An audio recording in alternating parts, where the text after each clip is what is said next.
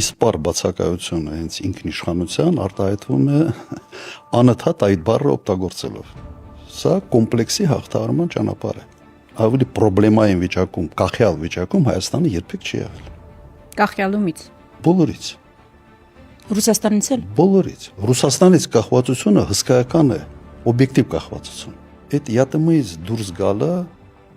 sense ում է ցավացնելու։ Դա ասում է ռուսներին էլ է ցավացնելու։ Լավ, նայենք։ Հայաստանի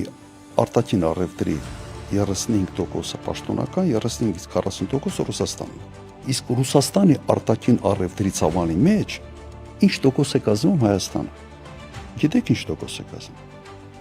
Փոքր։ 0.3%։ 0.3։ Գյուղատնտեսությունը ոչնչացնելուց հետո ասելու է մենք այո կորցրել ենք գյուղատնտեսությունը, բայց ձեռք ենք բերել